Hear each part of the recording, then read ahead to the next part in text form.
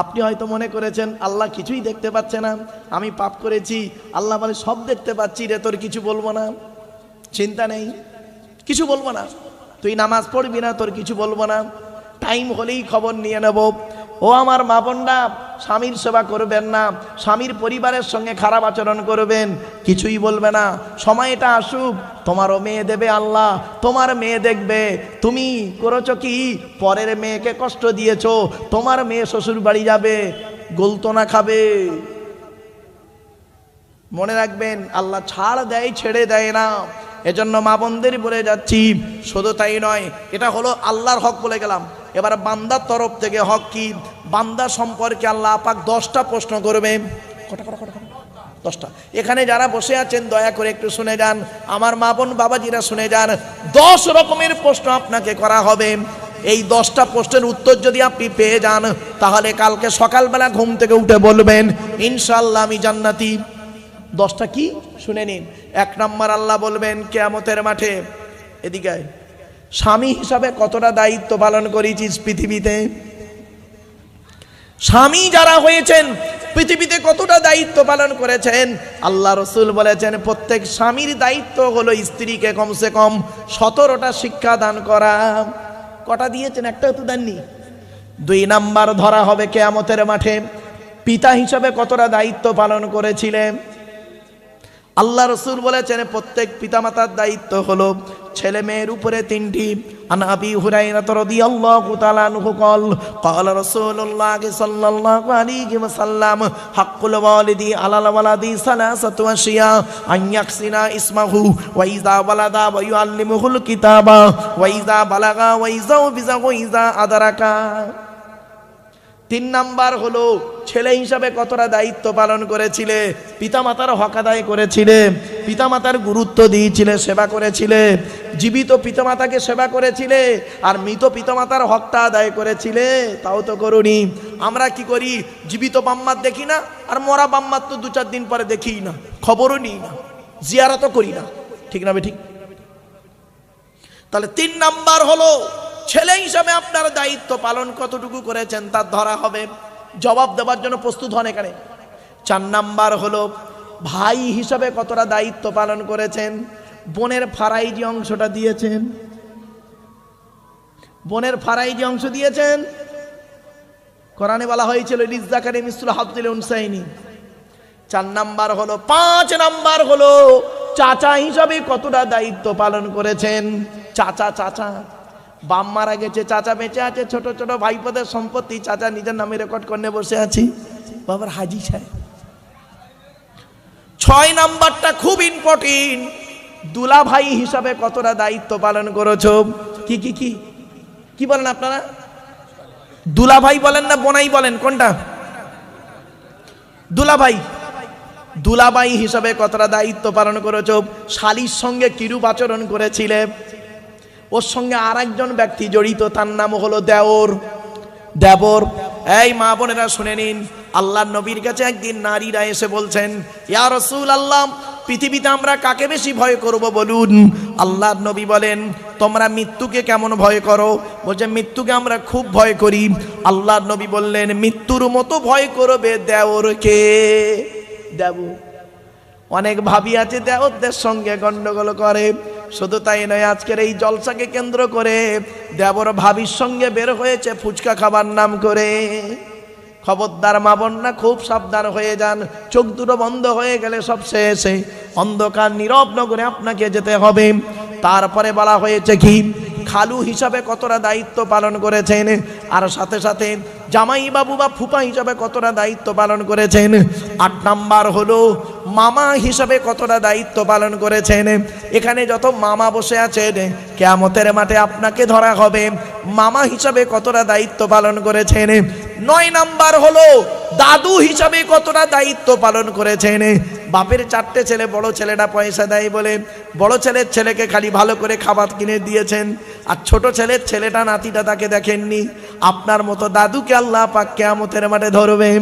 10 number হলো নানা হিসাবে কতটা দায়িত্ব পালন করেছেন। 4খানা মেয়ে আল্লাহ দিয়েছিল আপনাকে। বড় জামাইটা চাকরি করে বলে তার ছেলে মেয়ে নিয়ে যখন আসতো খুব ভালো ভালো খাবার খাওয়াতেন।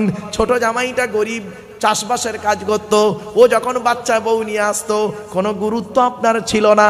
মনে রাখবেন, এই 10টা প্রশ্নের উত্তর যদি আপনি ঠিক মতো দিতে পারেন, কিয়ামতের মাঠে বান্দার তরফ থেকে রেহাই পাবেন।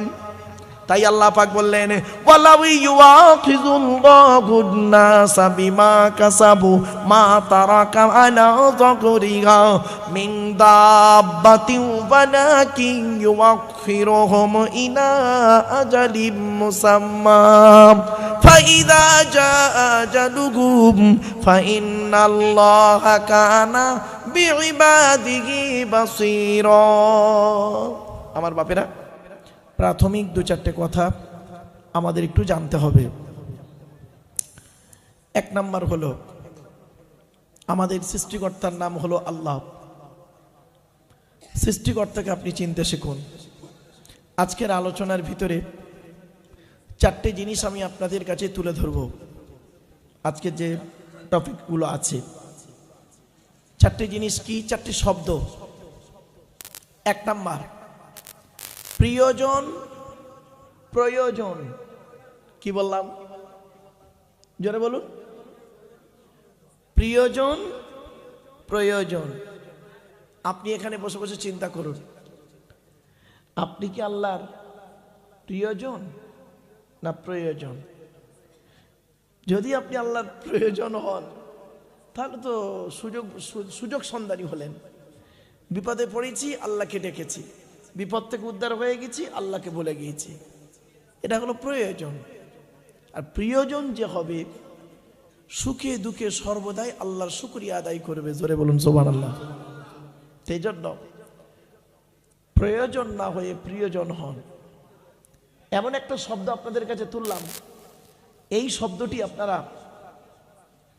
যে কোনো জায়গায় ব্যবহার করতে পারেন।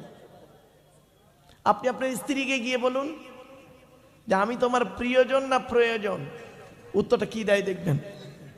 যে কোনো ক্ষেত্রে ব্যবহার করবেন, পেয়ে যাবেন। 2 নাম্বার শব্দ হলো আবেগ আর বিবেক। কি বললাম বাবা? আবেগ আর বিবেক। ইসলাম আবেগের ধর্ম নয়, বিবেকের ধর্ম। এটা মাথায় রাখবেন। আবেগে এমন কিছু করবেন না যেটা কোরআন এবং হাদিসের বহির্ভূত কাজ হয়ে যায়। ছোট্ট একটা এক্সাম্পল দিচ্ছি। ইহুদিদের হেদায়েতের জন্য আল্লাহ একটা নবী পাঠিয়েছিলেন। নবীটির নাম হলো হযরত উযাইর আলাইহিস সালাতু সালাম। উযাইর নবীকে ইহুদিরা ভক্তি করতে করতে করতে করতে আবেগে বলে ফেললেন উযাইর নবী নয়। বলল কে? বলল উযাইর আল্লাহর বেটা। নাউজুবিল্লাহ বলুন। আবেগ কোথায় নিয়ে গেল দেখলেন? নাসারারা, খ্রিস্টানরা 3 দলে বিভক্ত হলো, সালিসুন সালাসা। ঈসা নবীকে ভক্তি করতে করতে করতে করতে আবেগে একদল বলে ফেলল ঈসা নিজেই আল্লাহ। নাউজুবিল্লাহ বলুন। আর এক দল বলল ঈসা আল্লাহ নয়। বলল কে? বলল আল্লাহর বেটা। নাউজুবিল্লাহ বলুন। আর এক দল বলল ঈসা আল্লাহও নয়, আল্লাহর বেটাও নয়। কে? আল্লাহর নবী এবং আল্লাহর বান্দা। এরাই হলো অরিজিনাল ঈসাঈ। এদের সংখ্যা ছিল মাত্র 12 জন। কত কত কত মাথায় রাখুন। তো এই জন্য আপনাদেরকে বললাম আবেগ আর বিবেক। 3 নম্বর শব্দটি হলো ভালোবাসা, ভালো লাগা। দুটো কোনো দিন এক নয়। ভালোবাসাটা হলো চিরস্থায়ী, ভালো লাগাটা হলো ক্ষণস্থায়ী। এখন আপনাকে আমার ভালো লাগছে, 10 মিনিট পরে আপনার নাও লাগতে পারে। এজন্য ভালো লাগা, ভালোবাসা, এটা মাথায় রাখুন। কেন আজকের বলছে এগুলো? একটু ধৈর্যের পরিচয় দিন। 4 নাম্বার খুব গুরুত্বপূর্ণ একটি শব্দ। কি? ইতিহাস পরিহাস। কি বললাম? ইতিহাস পরিহাস। পরিহাস শব্দের অর্থ কি জানেন? তুচ্ছ করা, তাচ্ছিল্য, ছোট করা, হেয় করা ইত্যাদি অনেকগুলো অর্থ হয়।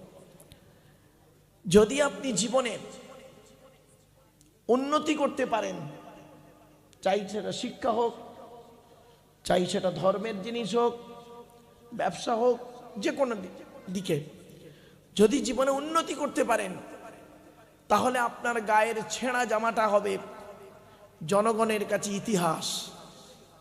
আর যদি জীবনে উন্নতি করতে না পারেন, আপনার গায়ের সুন্দর পোশাকটা হবে জনগণের কাছে পরিহাস। ঠিক না ঠিক? তাহলে এই চারটে শব্দ মাথায় আজকে রাখা হোক।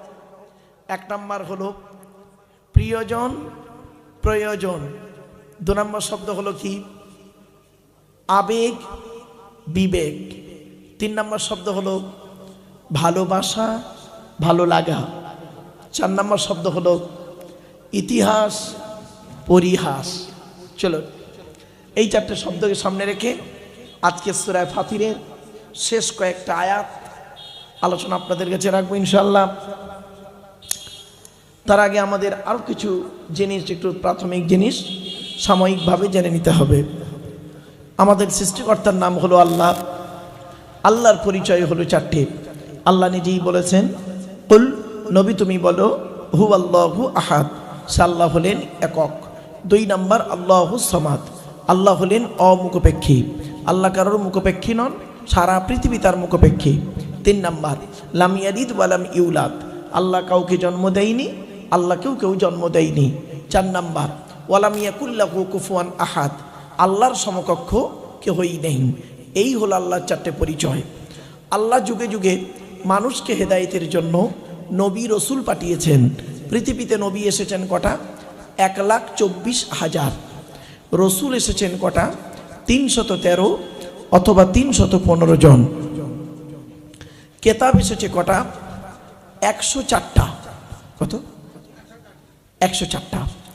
100টা হলো সহিফা, ছোট ছোট চিরকুট। এরকম হচ্ছে কেন মাইকটা?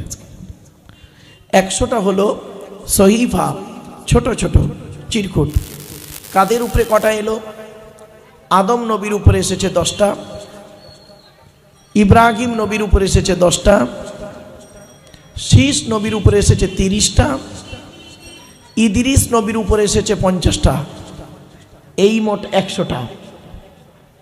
এবার 101 নম্বর কেতাবের নাম কি? কেতাবটির নাম হলো তাওরাত। হিব্রু ভাষায় এসেছে। রমজান মাসের 6 তারিখে মুসা নবীর উপরে 1000 পারা বিশিষ্ট 40 দিন ধরে 27 পারা বা খণ্ড বিশিষ্ট রমজান মাসের 18 তারিখে 104 নম্বর কেতাবের নাম কি? কেতাবটা হলো আমার হাতেই রয়েছে সামনে, কোরআন মাজিদ। এই কোরআন রমজান মাসের লাইলাতুল কদরের রাতে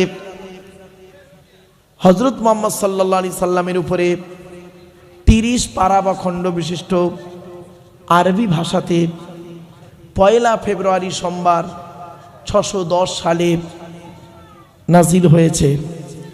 22 বছর 9 মাস 14 দিন, কম বেশি 23 বছর ধরে এ কোরআন কোনো ঘটনাকে কেন্দ্র করে, কোনো ব্যক্তিকে কেন্দ্র করে, কোনো বস্তুকে কেন্দ্র করে, কোনো জায়গাকে কেন্দ্র করে অবতীর্ণ হয়েছে।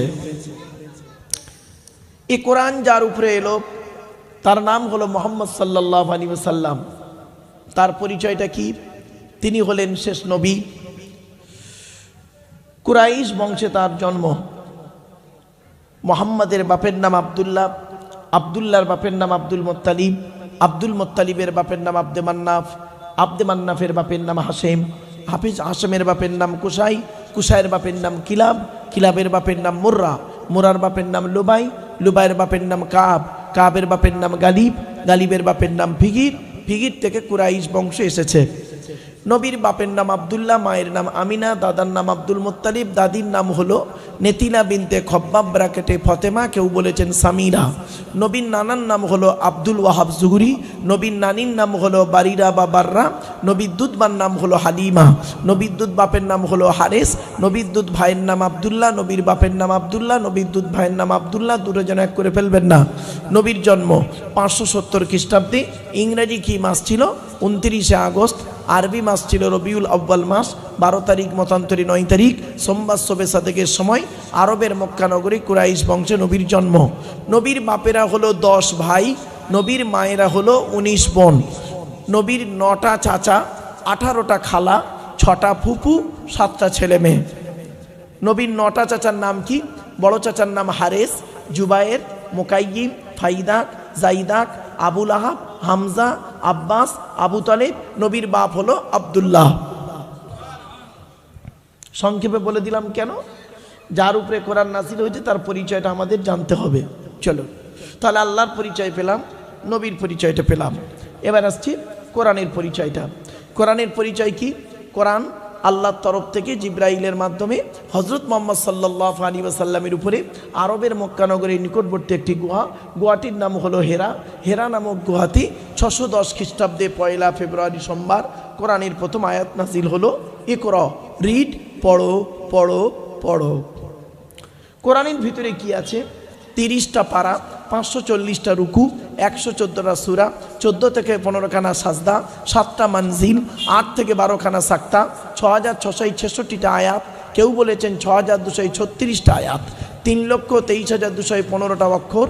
এ কোরআন 22 বছর 9 মাস 14 দিন, কম বেশি 23 বছর ধরে কোনো ঘটনাকে কেন্দ্র করে, কোনো ব্যক্তিকে কেন্দ্র করে, কোনো বস্তুকে কেন্দ্র করে, কোনো জায়গাকে কেন্দ্র করে কোরআনের আয়াতগুলো নাজিল হয়েছে।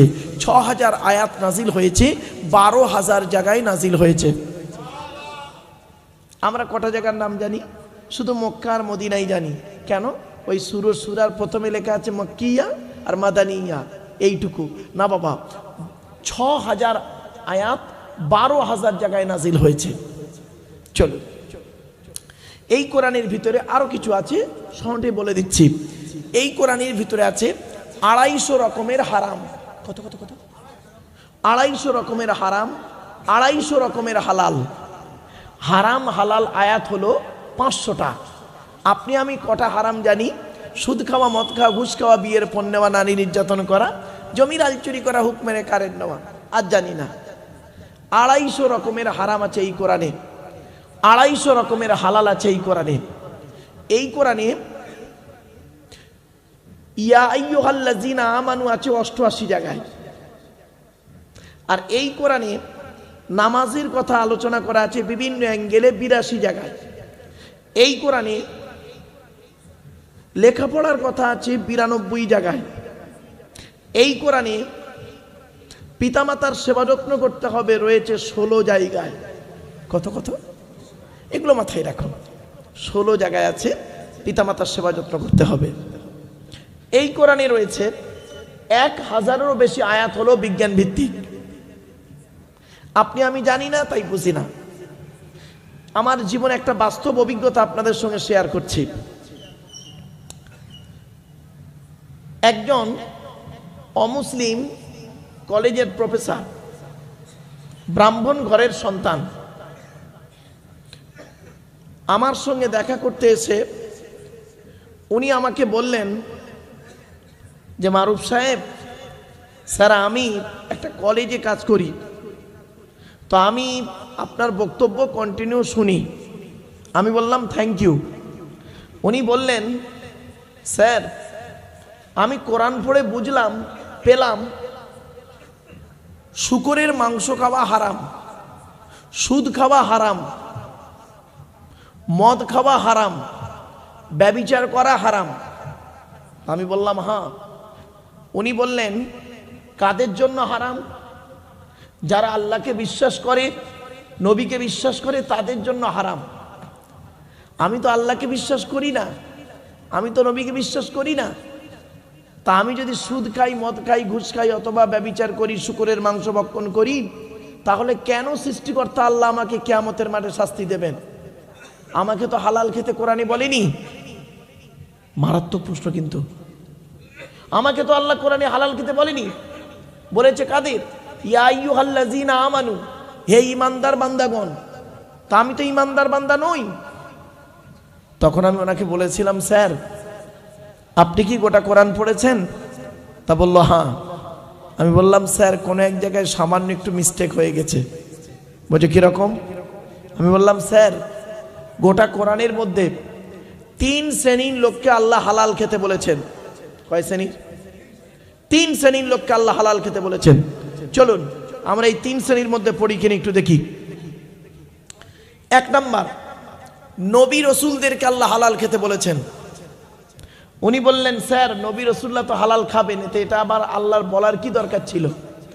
আমি বললাম, স্যার এ কারণেই বলা হয়েছে যাতে করে সাধারণ মানুষের মাথায় এটা না ঢুকে যায় নবী মানে যা খুশি তাই, রসুল মানে যা খুশি তাই। এত সহজ নয়, মনে রাখবেন। কোরআনে বলা হয়েছে 8 নম্বর পারা 10 নম্বর পৃষ্ঠার একেবারে 7 নম্বর লাইন, সূরার নাম সূরা আরাফ, ফালানাসআলান্নাল্লাযীনা উরসিলা ইলাইহিম ওয়ালানাসআলান্নাল মুরসালিন। প্রত্যেক নবী রসুলকে আমি আল্লাহ কিয়ামতের মাঠে জিজ্ঞাসা করব, আপনাকে নবী করে পাঠিয়েছিলাম, আপনি কি আপনার দায়িত্ব পালন করেছিলেন? আপনাকে রসুল করে পাঠিয়েছিলাম, আপনি কি আপনার দায়িত্ব পালন করেছিলেন? নবী রসুলদেরকে যদি এই রকম প্রশ্নের সম্মুখীন হতে হয়, আমি আপনি কোন জায়গায় দাঁড়িয়ে আছি? আমাকে আপনাকে আল্লাহ প্রশ্ন করবেন না? আপনারা ভাবলেন কি করে? অবশ্যই প্রশ্নের সম্মুখীন হতে হবে। আল্লাহ পাক কোরআনে বলেছেন সূরা কিয়ামার মধ্যে, আয়াহসাবুল ইনসানু আন ইউতরাকা সুদা। মানুষ কি মনে করেছে এমনি এমনি ওকে ছেড়ে দেবো, বিচার না করে ছেড়ে দেবো এমনি এমনি? এত সহজ নয়। কড়াই গন্ডায় হিসাব নেব, যদি ভালো বুঝি তো রেহাই দেবো, আর নইলে যদি একটু গন্ডগোল দেখি বলবো দাঁড়া খবর আছে। চলুন, তো কোরআনের 3 শ্রেণীর লোককে আল্লাহ হালাল খেতে বলেছেন। 1 নাম্বার, নবী রসুলদেরকে আল্লাহ হালাল খেতে বললেন। রেফারেন্সটা কোথায় আছে? 18 নম্বর পারার 4 নম্বর পৃষ্ঠার 9 নম্বর লাইন, সূরার নাম সূরা মুমিনুনের 51 নম্বর আয়াত। ইয়া আইয়ুহার রুসুল কুলু মিনাত তাইয়্যিবাতি ওয়ামালু সলিহা ইন্নী বিমা তা'মালুনা আলিম। আল্লাহ বললেন, হে রসুলগণ, হে নবীগণ, রসুলগণ, আপনারা পৃথিবীতে হালাল খাবার খান, ওয়ামালু সলিহা, এবং পৃথিবীতে ভালো ভালো কাজগুলো করুন। কেন? ইন্নী বিমা তা'মালুনা আলিম, আমি আল্লাহ নিশ্চয়ই আপনাদের খবর সব রাখি। কিছু বুঝতে পারছেন? তাহলে আমরা এখানে কেউ নবী রসুল নয়, 1 নাম্বারটা বাদ। উনি বললেন আমি নবীও নয় রসুলও নয়। বললাম স্যার তাহলে 1 নাম্বারটা বাদ। বলছে 2 নম্বরে কাকে বলা হয়েছে হালাল খেতে দেখি চলুন। যারা আল্লাহকে বিশ্বাস করে, নবীকে বিশ্বাস করে, ইসলামিক পরিভাষায় তাদেরকে বলে মোমেন। কি বললাম বাবা? মোমেন। তো আপনারা আল্লাহকে বিশ্বাস করেন, নবীকে বিশ্বাস করেন, তাহলে আপনারা আমরা মোমেন। চলুন, আমাদেরকে হালাল খেতে আল্লাহ কোথায় বলেছে দেখে নিই। 2 নম্বর পারা 4 নম্বর পৃষ্ঠা 14 নম্বর লাইন, সূরার নাম সূরা বাকারার 172 নম্বর আয়াত। ইয়া আইয়ুহাল্লাযীনা আমানু কুলু মিন তাইয়্যিবাতি মা রাযাকনাকুম ওয়াশকুরু লিল্লাহি ইন কুনতুম ইয়্যাহু তা'বুদুন। হে ঈমানদার বান্দাগণ, আমার দেওয়া হালাল রিজিকগুলো তোমরা ভক্ষণ করো, আর আমি আল্লাহ আমার শুকরিয়া আদায় করো, আর আমারই ইবাদত করো, অন্য কারোর আরাধনা উপাসনা করিও না। আজকের আলোচনায় এই ইঙ্গিতগুলো দেওয়া আছে। চলো, তাহলে আমরা মোমেন। উনি তখন বললেন আমি তো আল্লাহকে বিশ্বাস করি না, নবীকে বিশ্বাস করি না, আমি মোমেন নয়, সুতরাং ওটা আপনার জন্য প্রযোজ্য, ওই আয়াতটা আমার জন্য নয়। ভালো। এবার বললাম স্যার 3 নাম্বারটা দেখুন তো আপনি পড়েন কিনা, আর আপনারা একটু ভাবুন তো বাবু। আমি বললাম কোরআনে বলা হয়েছে সমগ্র মানব জাতিকে আল্লাহ হালাল খেতে বলেছেন। জোরে বলুন সুবহানাল্লাহ। বলছে মানব জাতিকে হালাল খেতে বলেছে মানে? বললাম হ্যাঁ স্যার। আপনি মানব জাতির মধ্যে পড়েন কি? বলছে হ্যাঁ আমি মানব জাতির মধ্যে। নাকি? আমি বললাম স্যার আপনি কি এটা ভাবেন ম্যাংকি থেকে ম্যান, বাঁদর থেকে মানুষ, এটা বিশ্বাস করেন কি? বলছে না না না না, আমি আদমের সন্তান, আমি আদমের সন্তান, আমি একজন মানুষ, মানব জাতির মধ্যে একজন। তাই বললাম স্যার আপনি হিন্দু হন, মুসলিম হন, জৈন, খ্রিস্টান, ব্রাহ্মণ, যাই হন না কেন, আপনাকে হালাল খেতে হবে। এটা আমি বলিনি, কোরআনে বলা হয়েছে। চলুন আমি উনি তখন করলেন কি, লিখে নিলেন। কোরআনের কোথায় লেখা আছে শুনে নিন। 2 নম্বর পারার 4 নম্বর পৃষ্ঠার একেবারে 8 নম্বর লাইন, সূরার নাম সূরা বাকারার 168 নম্বর আয়াত। ইয়া আইয়ুহান নাস, নাস মানে মানব। ইয়া আইয়ুহান নাস, হে মানব জাতি, কুলু মিম্মা ফিল আরদি হালালান তাইয়্যিবা, পৃথিবীতে আমার দেওয়া হালাল রিজিকগুলো তোমরা ভক্ষণ করো। ওয়ালা তাত্তাবিউ খুতুওয়াতিশ শয়তান, শয়তানের পথকে অনুসরণ করিও না। ইন্নাহু লাকুম আদুউম মুবিন, শয়তান হলো তোমাদের প্রকাশ্য দুশমন। তখন আমি বললাম, স্যার আপনার কি ধারণা হয় কোরআন শুধু মুসলমানদের জন্য এসেছে? উনি বললেন, আমি তো তাই মনে করতাম। বললাম, না স্যার, কোরআন শুধু মুসলমানদের জন্য আসে নাই। হুদাল্লিন নাস, মানুষের হেদায়েতের জন্য কোরআন এসেছে। অবাইয়িনাতিন মিনাল হুদা ওয়াল ফুরকান, ন্যায় আর অন্যায়কে পৃথক করার জন্য কোরআন নাজিল হয়েছে। আমি বললাম, স্যার আপনার কি মনে হয় যে মুহাম্মদ সাল্লাল্লাহু আলাইহি সাল্লাম শুধু মুসলমানদের নবী? বলছে, আমি তো তাই জানি। বললাম, না স্যার, মুহাম্মদ সাল্লাল্লাহু আলাইহি সাল্লাম শুধু মুসলমানদের নবী নয়, কুল কায়নাতের রসুল। জোরে বলুন। এখন দলিলটা কোথায়? 9 নম্বর পারার 9 নম্বর পৃষ্ঠার একেবারে 11 নম্বর লাইন, সূরার নাম সূরা আরাফ। কুল, নবী তুমি বলো, ইয়া আইয়ুহান নাস, হে মানব জাতি, ইন্নী রাসূলুল্লাহি ইলাইকুম জামিয়া, কুল কায়নাতে রসুল করে মুহাম্মদ সাল্লাল্লাহু আলাইহি সাল্লামকে আল্লাহ পাঠিয়েছেন। তাহলে বোঝা গেল কি, মুহাম্মদ সাল্লাল্লাহু আলাইহি সাল্লাম হলেন সকলের নবী। মুহাম্মদ সাল্লাল্লাহু আলাইহি সাল্লামকে নিয়ে কোরআন কিনে যারা গবেষণা করবে, চিন্তা ভাবনা করবে, উন্নতির চরম শিখরে পৌঁছাবে। আর যারা উল্টো পথে চলবে তাদের খারাপই খুবই নিকটে। চলুন, আজকের আমাদের আলোচনা হবে। এখন আলোচনার আজকের বিষয় থাকবে কি, আজকে সূরা ফাতিরের ওই আয়াত থেকে শুরু করব। গত বছর যে আয়াত স্টপ করেছিলাম তারপরের আয়াত থেকে। আয়াতটা পড়ার আগে আপনাদেরকে একটা ছোট্ট প্রশ্ন করি। এই প্রশ্নটা না শুনলে ওই আয়াতের আলোচনাটা বুঝতে পারবেন না। আচ্ছা আসুন, গায়েবের মালিক কে? জোরে বলুন। গায়েবের মালিক আল্লাহ। তো ওখান থেকেই শুরু হবে আজকে। আপনারা ভুল বুঝবেন না, গায়েবের মালিক একমাত্র আল্লাহ, এটা মাথায় রাখুন। কোরআন থেকে কোরআনের তাফসীর হয়, কোরআন থেকে হাদিসের তাফসীর হয়। আর মন গড়া কেউ যদি তাফসীর করে, বলা হয়েছে মান ফাসসারাল কুরআনা বিরাইহি ফালিয়াতাবাওয়াহু মাকাদাহু মিনান নার, যে ব্যক্তি কোরআনের তাফসীর মন গড়া করবে তার ঠিকানা জাহান্নাম করে নেবে। আমার বাপেরা, আমার কোনো ক্ষমতা নেই নিজের মন থেকে কিছু কথা বলা। একমাত্র আল্লাহর কোরআন আর নবীর হাদিস। কোরআনের তাফসীর কোরআন দিয়ে হবে, কোরআনের তাফসীর হাদিস দিয়ে হবে। চলুন একটা একটা করে টু দি পয়েন্টের উপরে আলোচনা করি। কোরআনে আছে আদেশ আর নিষেধ। কি বললাম? আরবিতে বলে আমর আর নেহি। আদেশ আয়াত হলো 1000, 1000 আয়াত হলো আদেশ, অর্ডার করেছেন করো করো। আর 1000 আয়াত হলো নিষেধ, নিষেধ করো না করো না করো না। কোথায় আছেন আপনি? ভাবতে পেরেছেন? চলুন, আল্লাহ রাব্বুল আলামিন কোরআনে বললেন এটা করো না ওটা করো। মা আতাকুমুর রাসূলু ফাখুযুহু ওয়া মা নাহাকুম আনহু ফান্তাহু। আল্লাহ পাক বললেন, নবী যেটা তোমাদেরকে দেয় সেটাকে গ্রহণ করে নাও, যেটা থেকে বর্জন করতে বলে দূরে সরে থাকো। এটাই হবে আমাদের জন্য শ্রেষ্ঠ কাজ। আমাদের আলোচনার আজকের কোরআনের আলোচনা, তাফসীরুল কোরআনের মাহফিল, সূরা ফাতিরের আলোচনা। কোরআনের ওই আয়াতটা দিয়ে ইঙ্গিত করে দিলাম, ইয়া আইয়ুহাল্লাযীনা আমানু, হে ঈমানদার বান্দাগণ, আতিউল্লাহা ওয়া আতিউর রাসূল ওয়া লা তুবতিলু আমালাকুম।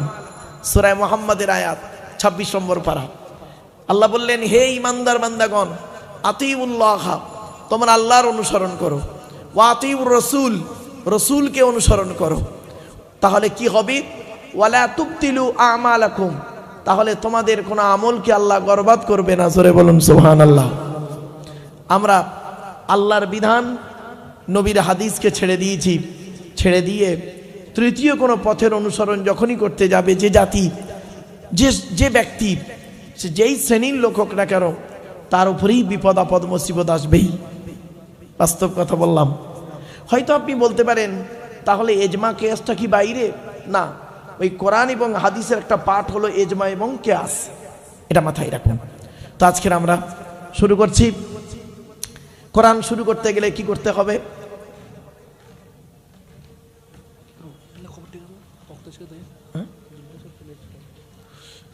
কোরআন পড়তে গেলে সর্বপ্রথম কি পড়তে হবে? তাউজ তাসমিয়া, মানে আউজ বিল্লাহ বিসমিল্লাহ।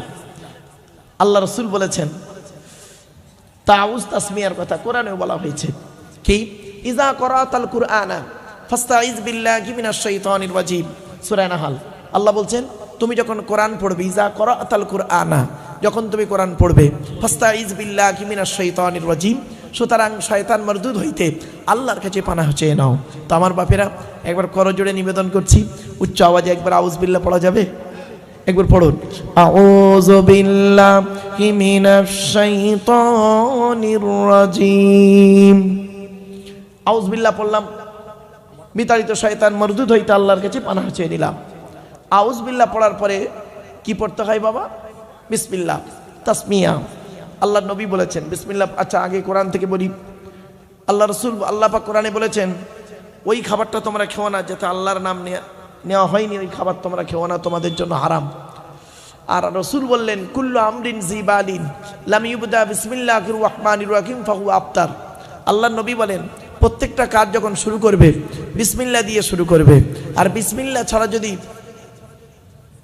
ওই কাজ শুরু হয় তাহলে ওতে কোনো বরকত হবে না, ওটা হবে লেজ কাটা। তাই একবার উচ্চ আওয়াজে আন্তরিকতা নিয়ে বিসমিল্লাহ পড়া যাবে? একটু পড়েন, বিসমিল্লাহির রহমানির রহিম। এর বাংলা মানে কি? আল্লাহর নামের সঙ্গে যিনি পরম দয়ালু দয়াবান। শুরু করছি লেখা ওখানে নেই, ওটা ধরে নিতে হয়। চলুন এবারে আসছি বিসমিল্লাহ পড়লাম কেন? আল্লাহ নবী বলেছেন মান ক্বালা বিসমিল্লাহির রহমানির রহিম মাররাতান লাম ইয়াবকি মিন যুনুবিহি যাররা। আল্লাহ নবী বলেন যে ব্যক্তি একবার বিসমিল্লাহির রহমানির রহিম পড়বে তার জিন্দেগির সমস্ত সগীরা গুনাহগুলো আল্লাহ মাফ করে দেবে। এজন্য আউজ বিল্লাহ বিসমিল্লাহ দিয়ে শুরু করবেন। আল্লাহর নবী প্রত্যেকটা কাজ শুরু করতেন বিসমিল্লাহ দিয়ে। খেতে গেলে আল্লাহর নাম, শুতে গেলে আল্লাহর নাম, যা কিছু করতেন আল্লাহর নাম দিয়ে শুরু করতেন। দুঃখের বিষয় আমরা কিন্তু সেই জিনিস থেকে অনেকটাই পিছিয়ে গেছি। এজন্য আপনাদেরকে আমার অনুরোধ রইল আপনি একটু ভাবুন আর কোরআনের মাহফিলে বসুন। আজকের বিভিন্ন দিক থেকে বিভিন্ন অ্যাঙ্গেলে আলোচনা রাখবো ইনশাআল্লাহ। একবার নবীর উপরে দরুদ শরীফ, আল্লাহুম্মা সাল্লি আলা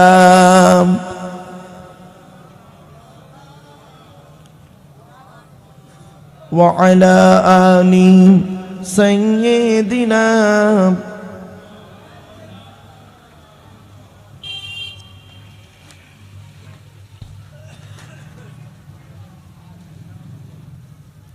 আমার বাপেরা, আমি আপনাদেরকে একটা প্রশ্ন করলাম না এখনই কিছুক্ষণ আগে, গায়েবের মালিক কে? আল্লাহ।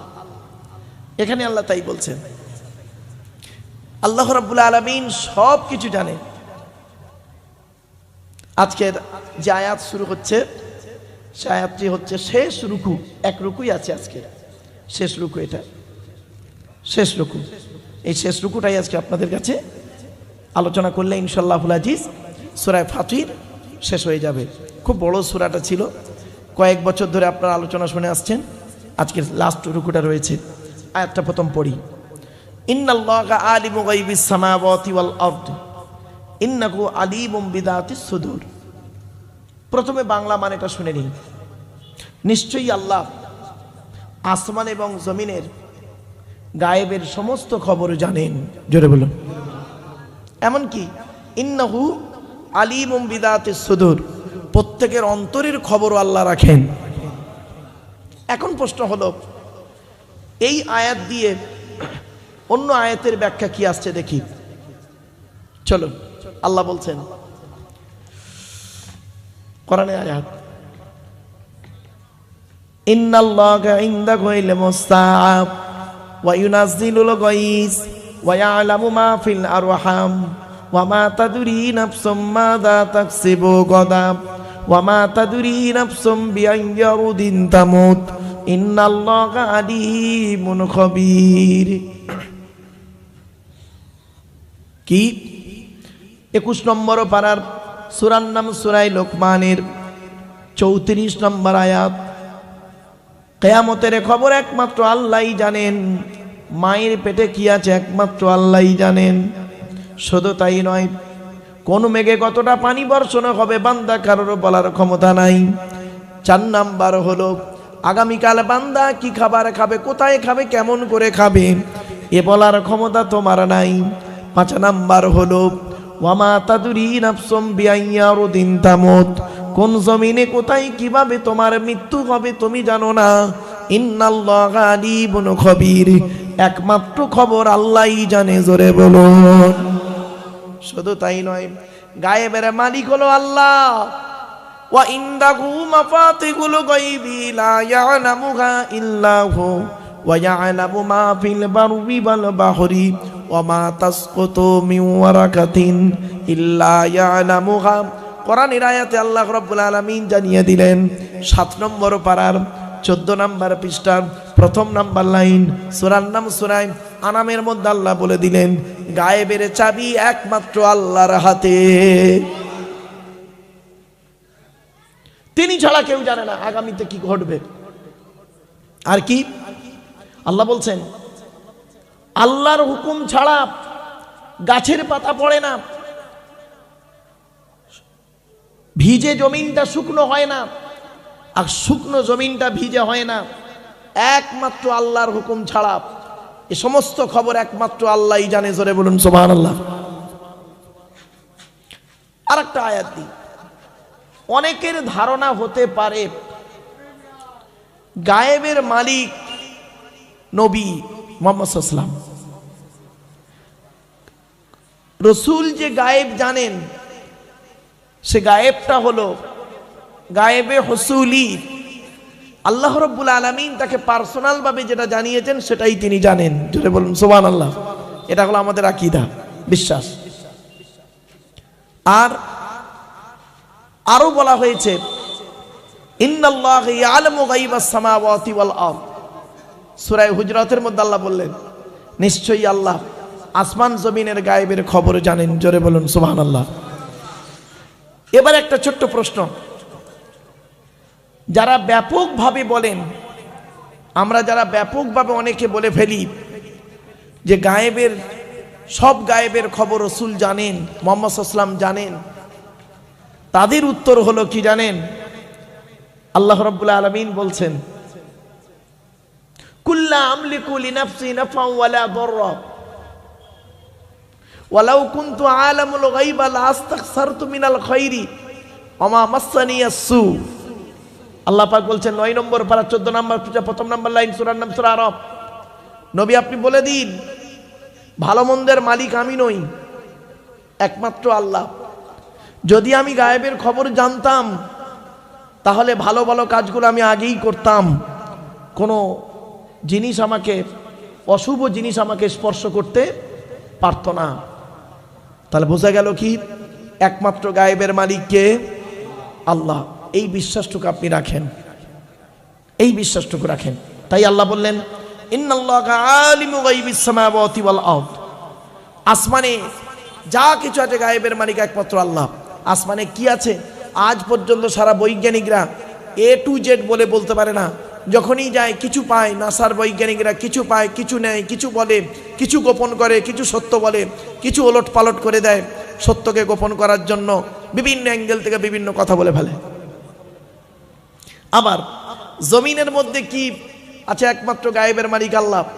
এই জমিনের তলায় কি কি আছে বৈজ্ঞানিকরা গবেষণা করে কিছু পাচ্ছে, কিছু বলছে, কিছু রাখছে। আবার সত্যটা প্রকাশ করে দিলে হয়তো ইসলাম গ্রহণ করে ফেলবে। এজন্য আবার অনেকে কি করছে, কোরআনের ভুল বের করতে গিয়ে ইসলামের কালেমা পড়ে মুসলমানও হয়ে যাচ্ছে। এরকম বহু ঘটনা আছে, বহু ব্যক্তির নামও আছে, ওদিকে আলোচনা যাচ্ছে না। এরপরে আল্লাহ বললেন ইন্নাহু আলিমুম বিদাতিস সুদূর। নিশ্চয়ই আল্লাহ রাব্বুল আলামিন অন্তরের খবর রাখেন। আপনি এখানে বসে আছেন কি নিয়ত নিয়ে, আমি এখানে এসেছি কি নিয়ত নিয়ে, আমি আমারটা জানি, আপনি আপনারটা জানেন। মনে রাখবেন পাপ জানে মন, মা জানে বাপ। পাপ জানে মন, মা জানে বাপ, কথাটা মাথায় রাখবেন। অতএব অন্তরটাকে ঠিক রাখুন, আল্লাহর উপরেই রাখুন বিশ্বাসটা, তাহলে আপনি ঠিক জায়গায় দাঁড়িয়ে থাকবেন। আর যদি আপনি অন্তর্যামীকে অন্য জায়গায় অন্যকে কাউকে স্থান করে দেন তাহলে আপনি সমস্যায় পড়বেন, এটা মনে রাখবেন। আল্লাহ এবং রসুল সম্পর্কে কি ধারণা রাখতে হবে আমাদের? এই যে সমস্যাটা উঠলো সমাধান করে দিচ্ছি। কি ধারণা রাখবেন? আল্লাহ হলেন খালিক, নবী হলো মখলুক। আল্লাহ হলেন সৃষ্টিকর্তা, এটা মাথায় রাখতে হবে আমাদের। আপনি এমন কিছু আবেগে করবেন না, আমি সেই বলেছিলাম আবেগ আর বিবেক, মনে পড়ছে? আবেগে এমন কিছু কথা বলে ফেলবেন না, এমন কিছু করে ফেলবেন না, নবীকে ভক্তি করতে করতে ইমানটা হারিয়ে ফেলবেন না। এখন আপনাকে প্রশ্ন হতে পারে, নবীকে ভক্তি করতে গিয়ে ইমান হারায়? তার দলিল প্রথমেই বলেছিলাম, ইহুদিদের হেদায়েতের জন্য উজায়ের নবীকে পাঠিয়েছিল। ইহুদিরা কি করলো? উজায়ের নবীকে ভক্তি করতে করতে আল্লাহর বেটা বানিয়ে দিল। মনে পড়ছে?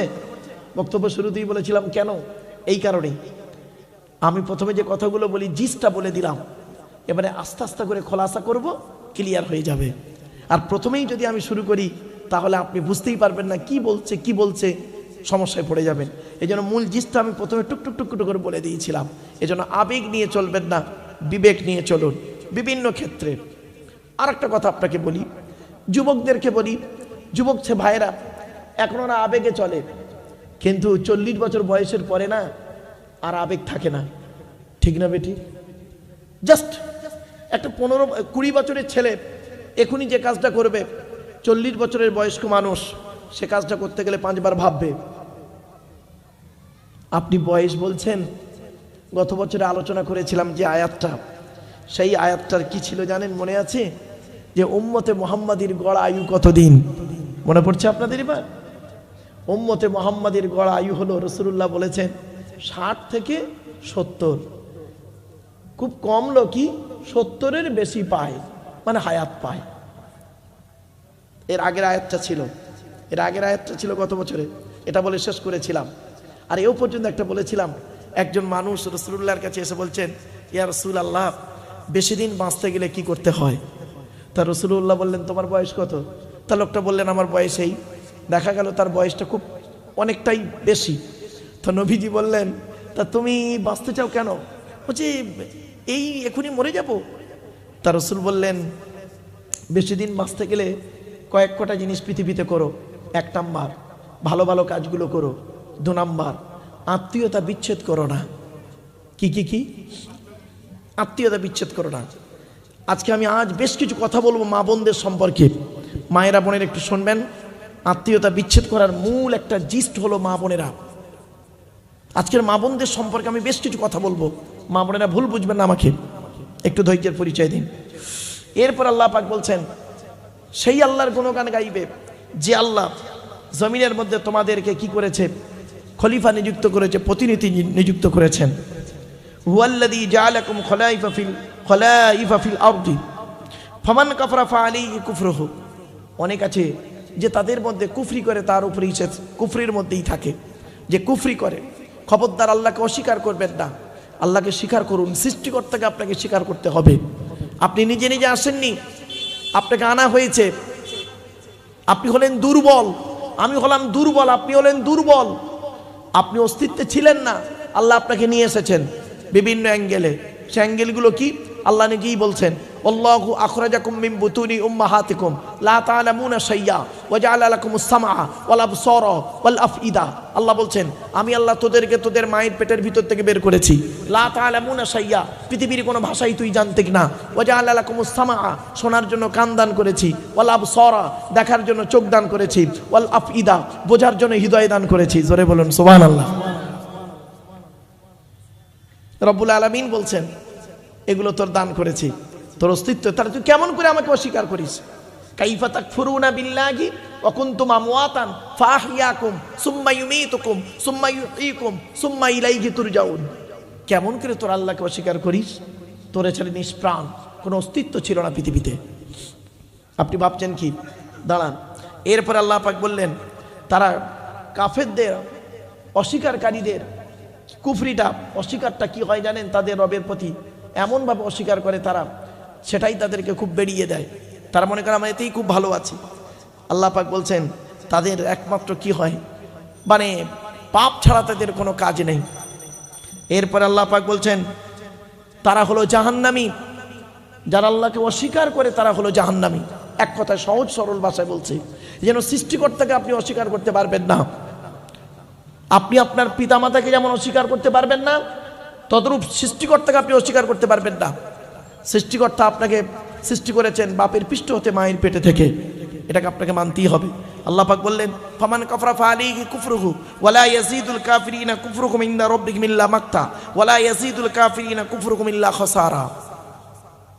ক্ষতি ছাড়া কোনো ব্যাপার থাকে না তাদের। এই জন্য অস্বীকারকারীদের অবস্থা হলো আল্লাহকে স্বীকার করে নেওয়া, আর স্বীকার যদি না করেছে তাহলে হবে সে শয়তানের দল, আর শয়তানের দল কোনোদিন জয়লাভ করতে পারে না। কোরআনে বলা হয়েছে যারা আল্লাহকে অস্বীকার করে, নবীদেরকে অস্বীকার করে, নিজের জন্মকে অস্তিত্বকে অস্বীকার করে, হায়াত মৌতকে অস্বীকার করে, তারা কি হলো কাফির, কুফুর করে, অস্বীকার করলো। কুফুর শব্দের অর্থ কি? সত্যকে গোপন করা। আপনি সত্যকে গোপন করেছেন, অতএব আপনার ঠিকানা হবে জাহান্নাম, কোরআন জানিয়ে দিয়েছে। এরপর আল্লাহ পাক বললেন নবী আপনি বলে দিন তোমরা আল্লাহকে ছাড়া অন্য কাউকে যাদেরকে ডাকছো তারা কি পৃথিবীতে কোনো কিছু তৈরি করতে পেরেছেন? আল্লাহ বলছেন তুমি আল্লাহকে ছাড়া অন্য কাউকে ডাকছো, তারা কি পৃথিবীতে কিছু তৈরি করেছে? কিছুই করতে পারেনি। কুল আরাআইতুম শুরাকাকুমুল্লাযীনা তাদউনা মিন দুনিল্লাহ আরুনি মাযা খালাকু মিনাল আরদি আম লাহুম শিরকুন ফিস সামাওয়াত। তারা কি পৃথিবীতে কিছু তৈরি করেছে, কিছু অংশ করেছে? দেখাও আমাকে। জীবনে পারবে না। এই পৃথিবীর সব কিছু তৈরি করেছেন সৃষ্টিকর্তা আল্লাহ। কোরআনের প্রথমেই বলে দিয়েছে, আমি বক্তব্যের শুরুতেই বলেছিলাম, আল্লাহ পাক বলছেন এই পৃথিবীর সমস্ত জিনিস সৃষ্টি করেছি সুন্দর করে মানুষের জন্য বলে দিয়েছি। গাছপালা, তরুলতা, পশু পাখি, পাহাড় পর্বত, নদ নদী। আল্লাহ পাক বলছেন অতিলকাল আমসালু নাদরিবুহা লিন্নাস ওমা ইয়াকিলুহা ইল্লাল আলিমুন।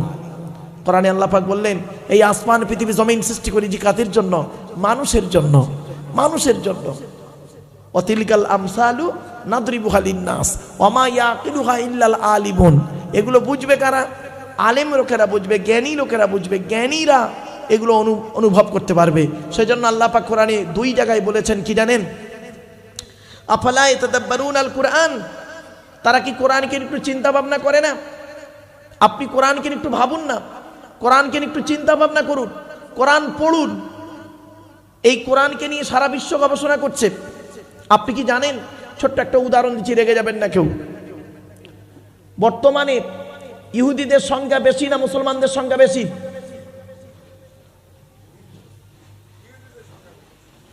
ঠিক করে বলেন।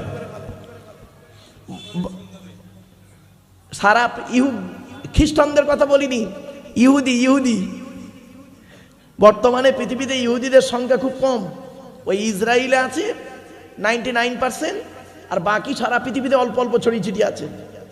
ইহুদিদের সংখ্যা খুব কম, মুসলমানদের সংখ্যা প্রায় 200 কোটি। তাহলে বর্তমানে মার খাচ্ছে কারা বেশি? কেন? যুক্তি কি বলে? যারা সংখ্যায় বেশি হয় তারা মার খায় না, মারে। তাহলে মার খাচ্ছেন কেন?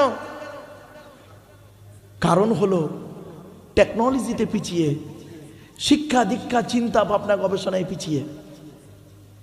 কতদিন মার খাবেন? কতদিন মার খাবেন? শুনে নিন, ইহুদিদের একটা কেতাব আছে, কেতাবটার নাম তালমুদ।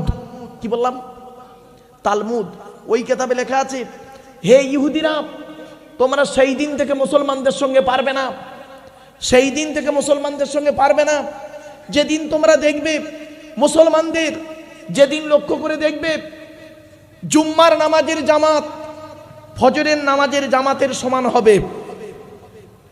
তার মানে জুমায় যতগুলো লোক নামাজে জামাতে নামাজ পড়বে, ফজরের নামাজে তত লোক নামাজ পড়বে যেদিন, সেদিন তোমরা বুঝে নেবে আজ থেকে আমরা আর মুসলমানদের সঙ্গে পারবো না। কারণ এরা সেই মুসলমানের বাচ্চা, সেই মুসলমানের উত্তরাধিকারী যে মুসলমানকে নিয়ে 313 জন মুসলমানকে নিয়ে বদরের যুদ্ধের প্রান্তরে 1000 শত্রুর মোকাবেলা করতে গিয়ে হযরত মুহাম্মদ সাল্লাল্লাহু আলাইহি ওয়াসাল্লাম 14 জনকে হারিয়ে ইসলামের পতাকা পুঁতেছিল। এরা তাদেরই উত্তরাধিকারী, অতএব এদের সঙ্গে আর পারা যাবে না। এরা চিন্তা ভাবনা গবেষণায় বিবেক বুদ্ধিতে অনেক উন্নত জায়গায় পৌঁছে গেছে। আর ইহুদিরা এখন খুব ভালো খবর রাখে, ফজরের নামাজ আর জুম্মার নামাজ শিখে নিন, একটু জেনে যান অন্তত, যে মুসলমানদের জুম্মার নামাজ আর ফজরের নামাজটা দেখ। দেখছে মুসলমানদের জুম্মার নামাজে 3 তালা ভর্তি, আর ফজরের নামাজে ইমাম সাহেব আর 5টা বুড়ো। বুঝেই দিয়েছে এদের যত মারবি কোনো ক্ষতি হবে না। কথাটা শুনতে হয়তো খারাপ লাগলো না, আল্লাহ নবীর জীবনের শেষ কথা ছিল আসসালাত, নামাজ নামাজ নামাজ। আমার বাপেরা, এজন্য আমি বলি জলসা কমিটি হতে গেলে 3টে গুণ থাকা দরকার। শুধু জলসা কমিটির নয়, বক্তা শ্রোতা কমিটি 3টে। কি কি? 1 নাম্বার সৎ হতে হবে, 2 নাম্বার হালাল খাবার খেতে হবে, 3 নাম্বার খুব ইম্পর্টেন্ট 5 ওয়াক্ত নামাজি হতে হবে। এত সহজ ভাবলেন? একজন কাফির আর মোমেনের পার্থক্য কি জানেন? রসুল বলেছেন নামাজ হলো তার পার্থক্য। ইহুদিরা এই রোজার আলোচনা করছিলেন এক ভাই, হ্যাঁ কে করছিলেন? আচ্ছা যাই হোক, আলহামদুলিল্লাহ আমার এক ভাই রোজার আলোচনা করছিলেন, আমি নামাজ পড়ে ওজিফা করছিলাম, একটু কানে এলো কথাটা। তারপরে আপনাদের মৌলানা গিয়াসউদ্দিন সাহেব উনি 2-1টা কথা বলছিলেন। ইহুদিরাও রোজা রাখে, মুসলমানরাও রোজা রাখে, পার্থক্য কি শুনবেন? শুনে নিন। ইহুদিদের রোজার মুসলমানদের রোজার পার্থক্য কি? ইহুদিরা সাহারি খায় না। কি বললাম? সেহরি নয় বাপ, সাহারি। সেহেরুন মানে জাদু করা, আর সাহারি মানে হচ্ছে রাতের শেষ অংশের খাবার। ইহুদিরা সাহারি খায় না, মুসলমানরা সাহারি খায়। এজন্য মুহাম্মদ সাল্লাল্লাহু আলাইহি ওয়াসাল্লাম বলেছেন ভোরের বেলা সাহারির সময় যদি খিদে নাও পায় অন্তত 1 ঢোক পানিও পান করিও। ঠিক না বেঠি? কারণটা কি? বাড়ি থেকে ভাববেন। ইহুদিরাও অজু করে, মুসলমানরাও অজু করে। ইহুদিরা নামাজ পড়ে, মুসলমানরা নামাজ পড়ে। ইহুদিরা 3 ওয়াক্ত নামাজ পড়ে, মুসলমানরা 5 ওয়াক্ত নামাজ পড়ে। চলুন ওদিকে আর গেলাম না, জাস্ট এদিকে আসছে। তাই আল্লাহ পাক বললেন আম আতাইনাহুম কিতাবান ফাহুম আলা বাইয়িনাতিম মির রাব্বি, আমি তাদের কাছে কি কোনো প্রমাণ সহ কিতাব দিইনি? এসেছে তাওরাত, ইনজিল, জবুর, কোরআন, সবাইকে তারা কি করেছে? ওলট পালট করে দিয়েছে, অস্বীকার করেছে। একমাত্র কোরআনকে অস্বীকার করতে, ওলট পালট করতে পারেনি। কোরআনকে ওলট পালট করতে পারেনি। এমনকি তাওরাত এদিক ওদিক হয়ে গেছে, ইনজিল এদিক ওদিক হয়ে গেছে, জবুর এদিক ওদিক হয়ে গেছে। একমাত্র কোরআনই এমন একটা কিতাব যে কিতাবের একটা অক্ষর পর্যন্ত পরিবর্তন করতে পারেনি। জোরে বলুন সুবহানাল্লাহ। আল্লাহ পাক কোরআনে নিজেই বলেছেন ইন্না নাহনু নাযালনা যিকরা ওয়া ইন্না লাহু লাহাফিজুন। আল্লাহ বললেন আমি কোরআন নাযিল করেছি, এই কোরআনকে হেফাজত করার মালিক হলাম আমি আল্লাহ। আল্লাহ পাক অন্য জায়গায় বলেছেন ইউরিদুনা লিইতফিউ নূরাল্লাহি বিআফওয়াহিহিম ওয়াল্লাহু মুতিম্মু নূরিহি ওয়ালাউ কারিহাল কাফিরুন। কাফের বেঈমান মুশরিকরা উঠে পড়ে লাগবে যে কোরআনকে কি করবে? নিভিয়ে দেওয়ার পরিকল্পনা করবে, মুখের দ্বারায়, কথার দ্বারায়, হাতের দ্বারায়, বিভিন্ন অ্যাঙ্গেলে। আমি আল্লাহ আমার জাতের কসম করে বলছি ওয়াল্লাহু মুতিম্মু নূরিহি, আমি আল্লাহ আমার কোরআনকে কিয়ামত পর্যন্ত জীবিত জিন্দা রেখে দেব। জোরে বলুন সুবহানাল্লাহ। আপনি কি ভাবছেন? সমস্ত কোরআনগুলো পুড়িয়ে দেন, সমস্ত কোরআনগুলো ফেলে দেন, বেশি নয়, একটা কোরআনের মোকাম্মাল হাফেজকে আল্লাহ জিন্দা রেখে দেবেন। একটা কোরআনের মোকাম্মাল হাফেজ, তার মাধ্যমে কোটি কোটি কোরআন আবার তৈরি হয়ে যাবে। এজন্য হাফেজের মূল্য অনেক বেশি আছে। চলো এরপর আল্লাহ পাক বলছেন তারা কি করে? জালিমদের একে অপরের কি হচ্ছে? ধোঁকা ছাড়া কিছু দেয় না। বাল ইন ইয়াঈদু যালিমুনা বা'দুহুম বা'দান ইল্লা গুরুরা। ধোঁকা। কাফের বেঈমান মুশরিকরা, মুমিন মুনাফিকরা কি করে? ধোঁকা দেয়। এই ধোঁকা থেকে দূরে সরে থাকুন। মুমিন হবে কে? সাদামাটা ব্যক্তি। মুমিনের মধ্যে কোনো প্যাঁচ থাকবে না। ঠিক না বেঠিক? আর প্যাঁচ যাদের মধ্যে থাকবে মুনাফিক। মুনাফিকের নিদর্শন কি কি তার একটু খুলে বলে দিই। মুনাফিককে চিনবেন কি দেখে? মুনাফিকের নিদর্শন হলো, একটা হাদিসে এসেছে 3টে, একটা হাদিসে এসেছে 5টা। কি করে চিনবেন মুনাফিক? শুনে নিন। 1 নম্বর বলা হয়েছে কথায় কথায় মিথ্যা কথা বলবে, ওই লোকটা মুনাফিক। 2 নম্বরে বলা হয়েছে ওই লোকটা মুনাফিক, ওয়াদা করলে খেলাপ করবে। 3 নম্বরে বলা হয়েছে আমানতের খেয়ানত করবে, ও হলো মুনাফিক। আর আমানত মানে আপনারা কি বোঝেন? আমানত মানে শুধু ভাববেন না টাকা, টাকাটা শুধু আমানত নয়, আমানত অনেক দিকের হয়। 2-1টা বলি। এই ভাই আমার কাছে এই বস্তুটা দিয়েছে আমানত, আমি যদি এই বস্তুটাকে খারাপ করে দিই, আমানতের খেয়ানত করলাম। তাহলে আমানত ব্যক্তি, বস্তু, জায়গা, অর্থ, কথা, 5 রকম হয় আমানত। তাহলে 1 নম্বর এই বস্তুটা আমাকে দিলেন, আমি নষ্ট করে দিলাম, বস্তু খেয়ানত করলাম। উনি ওনার বাচ্চাটাকে আমার কাছে রেখেছেন যে হুজুর আপনার কাছে আমি বাচ্চাটাকে দিলাম, আপনি একটু আলেম হাফেজ করাবেন। আমি বাচ্চাটাকে জীবনটা নষ্ট করে দিলাম, আমানতের খেয়ানত করলাম, ব্যক্তি আমানত। প্রত্যেক স্বামীর কাছে তার স্ত্রী হলো আমানত, প্রত্যেক স্বামীর কাছে স্ত্রী হলো আমানত। এটা মনে রাখবেন, কিয়ামতের মাঠে আপনাকে জবাব দিতে হবে। ধৈর্যের পরিচয় দিন, একটা একটা করে বলবো আজকের। এরপরে আসছি জায়গা আমানত। আমি আমার কিছু জায়গায় ভাইয়ের কাছে রাখলাম, উনি করলেন কি সুযোগ বুঝে বিভিন্ন অ্যাঙ্গেলে উনি নিজের নামে রেকর্ড করে নিলেন, আমি বুড়ো মানুষ কিছু বলতে পারলাম না। জায়গা আমানত, মনে রাখবেন। এবার আসছি টাকা, কিছু টাকা রাখলাম, বুঝতে পেরেছেন। আর একটা আমানত বলছি, কথা আমানত। কি বললাম? কথা আমানত। আমি একটা কথা ভাইকে বললাম, ভাই আপনি কথাটা গোপন রাখবেন, কাউকে বলবেন না, আলেম মানুষ। উনি করলেন কি সুযোগ বুঝে সেইটাকে লোককে প্রচার করে দিলেন। কথা আমানত, আমানতের খেয়ানতকারী হলো মুনাফিক। 4 নাম্বার হলো কি, যে ব্যক্তি ঝগড়ার সময় গালিগালাজ করে সে হলো মুনাফিক। অনেক ব্যক্তি আছে তর্ক করতে করতে মা মাসি তুলে তাকে খুব গালিগালাজ করে, জানবেন ওটা মুনাফিকের নিদর্শন। সে কোনো পীর সাহেব, মৌলভী সাহেব, মুফতি সাহেব, বক্তা সাহেব, যে সাহেব হতে পারে।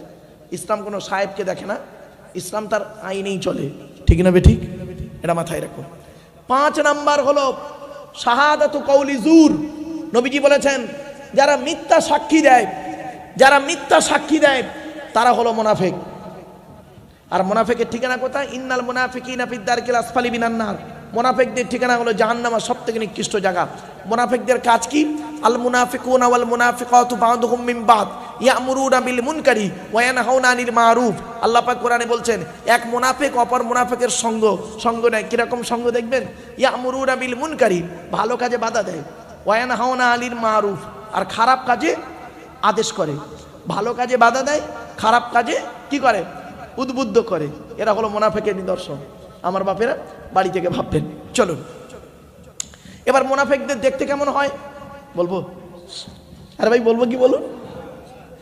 মুনাফিকদের দেখতে আমি বলিনি, কোরআন বলছে, ওয়াইদা রাআইতাহুম তু'জিবুকা আজসামুহুম ওয়া ইন ইয়াকুলু তাসমা লিকাউলিহিম কাআন্নাকুম খুশুবুম মুসান্নাদা ইয়াহসাবুনা কুল্লা সাইহাতিন আলাইহিম হুমুল আদুবু ফাহসারুহুম কাতালাহুমুল্লাহু আন্না ইউফাকুন। সূরা মুনাফিকুনে 28 পারে আল্লাহ বলছেন মুনাফিকদের কি করে চিনবে নবী?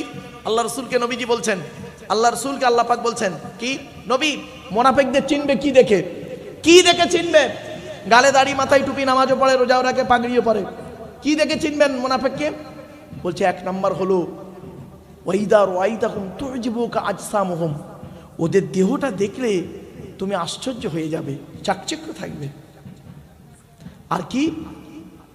ওয়া ইন ইয়াকুলু তাসমা, ওরা যখন কথা বলবে না নবী তুমি দেখবে মনোযোগ সহকারে শুনবে, কত ভালো ভালো কথা বলছে। লিকাউলিহিম কান্নাকুম খুশুবুম মুসান্নাদা, ঠিক ওদের কথাটা কিরকম? দেয়ালে একটা কাঠকে ঠেকিয়ে রাখলে যেমন কোনো অস্তিত্ব থাকে না, ঠেলে দিলে পড়ে যায়, তো ওদের কথাটা ঠিক ওই রকম। আর কি মারাত্মক কথা, এবার শুনুন। ইয়াহসাবুনা কুল্লা সাইহাতিন আলাইহিম, আর মুনাফিকদের একটা হলো কি জানেন? প্রত্যেকটা কথা ওরা ওদের বিরুদ্ধে মনে করে, ওদের বিরুদ্ধে। ধরুন একটা কথা অনুমান করছি, খারাপ সেন্স নেবেন না, উদাহরণটা দিক, শিখে নিন। ধরুন আমরা 3 জন বসে আছি, আমি একটা কথা বললাম, জাস্ট একটা কথা বললাম যে মুনাফিকদের ভালো ড্রেস হবে, কথাগুলো চাকচিক্য হবে। এখন দেখা যাচ্ছে একজন ব্যক্তি তিনি খুব ভালো জামা পরে এসছেন, তিনি মনে মনে ভাবছেন দেখেছেন উনি একটা পুরাতন জামা পরে এসেছে বলে ওনার হিংসা হচ্ছে, আমি নতুন জামা পরে এসেছি তাই উনি আমার ওই কথাটাই তুললো। এটা মুনাফিকের নিদর্শন, বুঝতে পারছেন না? আর আপনি পড়েছেন আপনার ব্যাপার। কোরআনে আল্লাহ বলেছেন ইয়া বানি আদমা খুযু যিনাতাকুম ইনদা কুল্লি মাসজিদিন ওয়া কুলু ওয়াশরাবু ওয়া লা তুসরিফু, হে আদমের সন্তানেরা উত্তম পোশাক পরিধান করে মসজিদে গিয়ে নামাজ পড়ো। আরো কোরআনে বলা হয়েছে ইয়া বানি আদমা কদ আনজালনা আলাইকুম লিবাসান ইউয়ারি সাওআতিকুম ওয়া রিশা ওয়া লিবাসুত তাকওয়া, হে আদমের সন্তান আমি তোমাদের জন্য উত্তম পোশাক নাযিল করেছি, সেই পোশাক পরো। তা আপনি কেন ওটাকে আপনার বিরুদ্ধে নিলেন? কোনো কথা বলছি, ধরুন আমি একটা কথা বললাম যে আল্লাহর কাছে মাথা নত করবেন, নবীর কাছে নবীর কথা মতো চলবেন, আর এমন কোনো ব্যক্তির মানে কি করবেন তার কাছে মাথা নত করবেন না, বলে দিলাম। হয়তো আমি বললাম আপনাকে, জাস্ট উদাহরণ, আমি আপনাকে বললাম যে টাকা পয়সা যদি আপনি ব্যয় করেন, সর্বপ্রথম কোরআনে আল্লাহ পাক বলেছেন কুল মা আনফাকতুম মিন খায়রিন ফালিল ওয়ালিদাইনি ওয়াল আকরাবিন। আল্লাহ পাক বলেছেন নবী টাকা পয়সা সর্বপ্রথম তোমরা তোমাদের বুড়ো বুড়ি বাম্মার পিছনে ব্যয় করবে। এখন আমি এই কথা বললাম, এখন আপনি করেন কি? আপনার বাপকে দেখেন না, মাকে দেখেন না? আপনি আপনার শ্বশুর শাশুড়ির কাছে থাকেন, তাদের খুব দেখেন। আমার কথা শুনি আপনার রাগ হচ্ছে, দেখেছেন? আমি আমার শ্বশুর শাশুড়ি টাকা দিই বলে মারুফ সাহেবের হিংসা, লাউ ঠেলা, আমি আমার পথেই চলছি। এই মুনাফিকদের নিদর্শন হলো এটা। আর মুনাফিকদের আরেকটা নিদর্শন বলে দিই, দেখবেন কেউ কানে কানে কথা বললে তৃতীয় ব্যক্তি মনে করে কি জানেন? আমার বিরুদ্ধে। কানা হালিমান গফুর। আল্লাহ পাক বলছেন আসমান